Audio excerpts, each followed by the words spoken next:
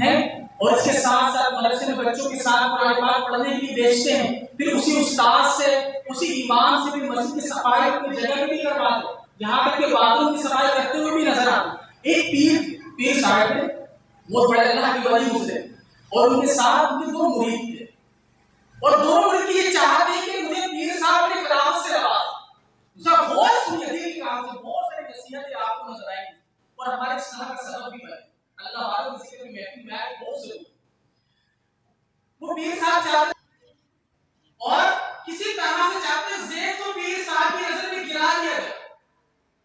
अब एक दिन हमारा हाजिर होता है पीर साहब के पास, पीर साहब आप इस मुरीद को बड़े चाहते हैं, बहुत अजीज रखते हैं, लेकिन बात ऐसा ये है मैंने इसको देखा है कहीं किया कि बेटा बताओ तो सही, इसने मेरी बुराई तुम्हारे सामने की, क्या तुम्हारे बाप की बुराई भी तुम्हारे सामने की?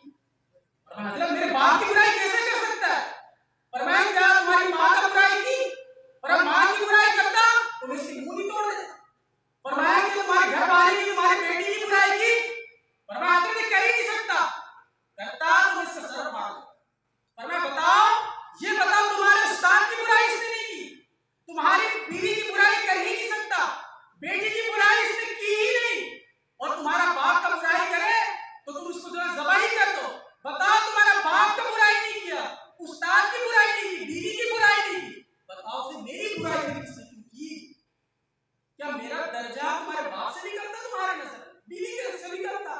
मेरी बुराई क्यों की? अब मैं बता दूं मेरी बुराई क्यों? इसलिए की क्योंकि तुम्हारे दिल में मेरी बुराई थी, इसलिए तुम्हारी। अगर तुम्हारे दिल में मेरी बुराई नहीं होती ये करता ही नहीं। अब आप मुझे बताइए, हम कहते हैं फैज हासिल नहीं होगा, नमाज के मेराज हमें नसीब ही नहीं होगा, तो कैसे हो? जिसके पीछे हम नमाज पढ़ते हैं, जिस उस्ताद से हम दर्स हासिल करते हैं, जिस मस्जिद में जाते हैं वहां की बरकतें हासिल करने के लिए महफिल में जाते हैं, अल्लाह वालों का कहां से मेरा हुजूर और सिफात रजी अल्लाह ताला फरमाते हैं, शाह अब्दुल मोहम्मद से देवी रहमतुल्लाह अलैहि फरमाते हैं हुजूर और सिफात रजी अल्लाह ताला की उतार है। शाह अब्दुल मोहम्मद से देवी रहमतुल्लाह ताला वो है, वो शख्सियत है कि जिनको मकाम हुजूरी हासिल। मकाम हुजूरी किसे कहते हैं? नबी पाक सल्लल्लाहु अलैहि वसल्लम ने ज़ियारत कर लिया, और जिस हदीस में इनको शक व शुबा होता था ना, वो रसूलुल्लाह सल्लल्लाहु अलैहि वसल्लम बराह रास्त हुजूर से पूछते थे, हुजूर फरमाते मेरी हदीस से तो ऐसी, फिर वो नकल लिख दिया करते, लिख के उनको मकाम फरमाते हैं। जब तक हुजूर वज़ीफ़ा रज़ी अल्लाह ताला ना चाहे ना, तो किसी के ज़बान में मेरे हुजूर वज़ीफ़ा रज़ी अल्लाह ताला का नाम जारी ही नहीं हो सकता।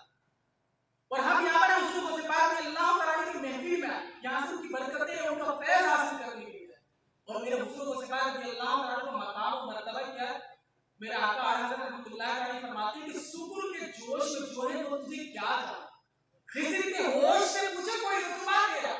शुक्र एक विलायत का एक आला दर्जा है, विलायत के मुख्तलिफ दर्जात को मुख्तलिफ नाम दिए जाते हैं, उनमें एक वली विलायत का एक दर्जा है, उस मकाम पर जो पहुंच जाता है उसे मकाम शुक्र के, और इसकी रिवायत में मकाम शुक्र, शुक्र क्या है? फरमाते हैं तजल्लियात के वकूफ से जिसका शीशा अकल दंग रह जाए उसे शुक्र कहते हैं।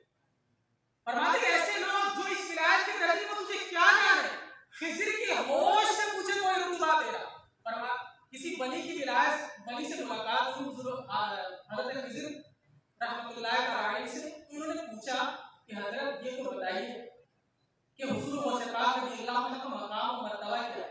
फरमाते हैं कि जो वली पहले हुए, जो वली बाद में हुए ना, उनसे पहले